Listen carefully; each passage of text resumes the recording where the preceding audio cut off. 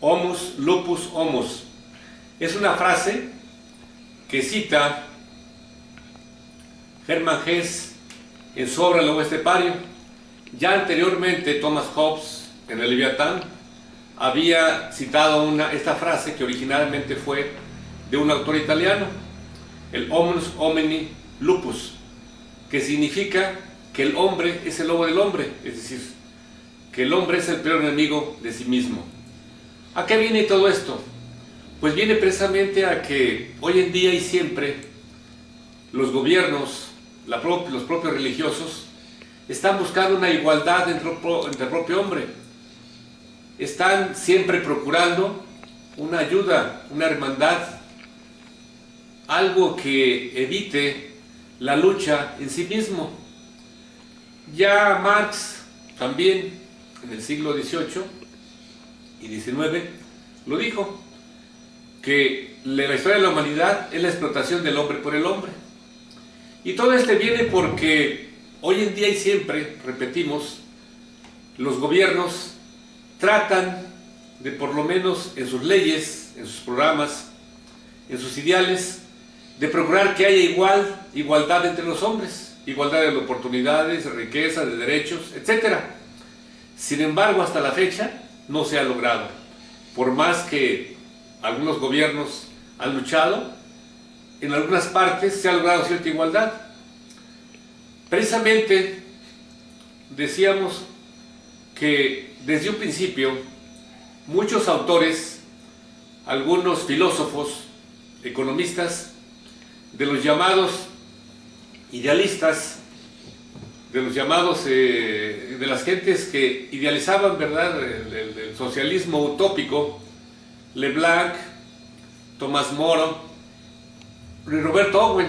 Roberto Owen fue un inglés que vino de familia rica y que trató precisamente de impulsar una sociedad socialista, comunista.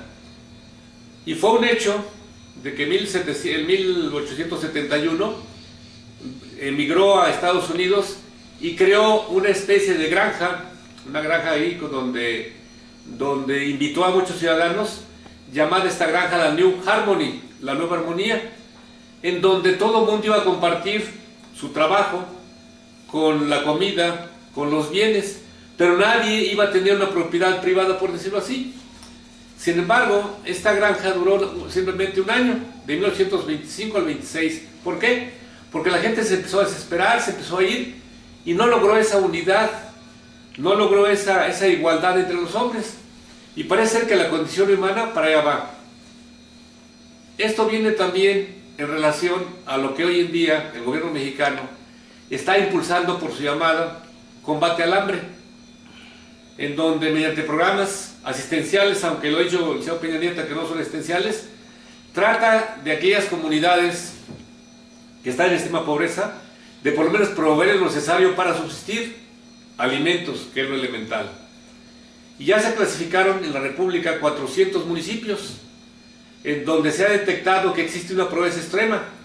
Por pobreza extrema tenemos que entender aquellas personas que diario tienen que batallar para comer, porque hay varios tipos de pobreza. Hay pobreza alimentaria, cultural, de servicios, en fin.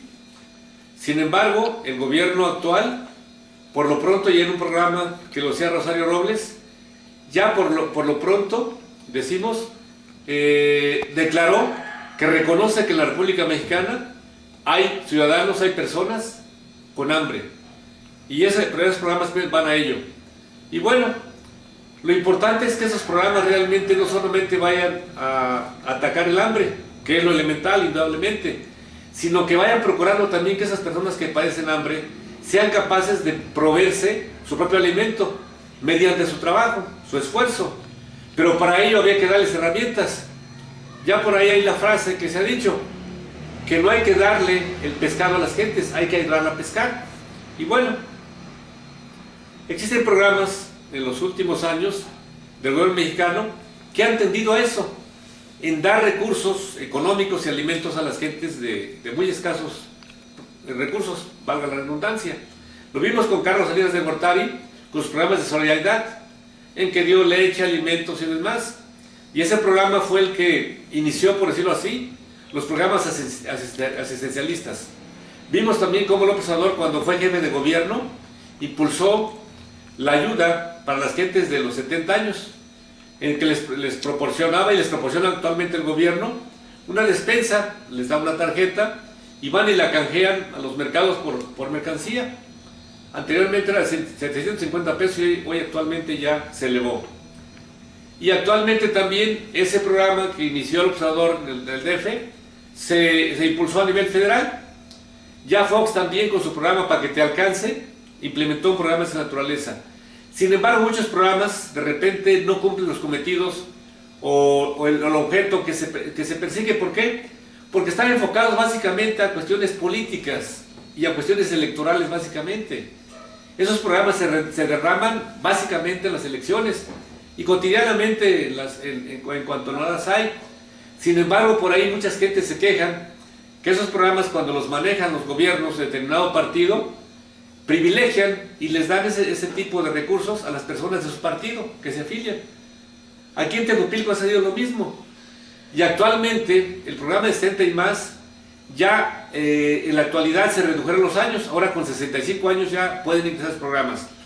En un principio se decía que únicamente con el requisito de la edad era suficiente para poder acceder a ese programa, a ese beneficio, que parece que son 1,050 pesos cada 2 meses.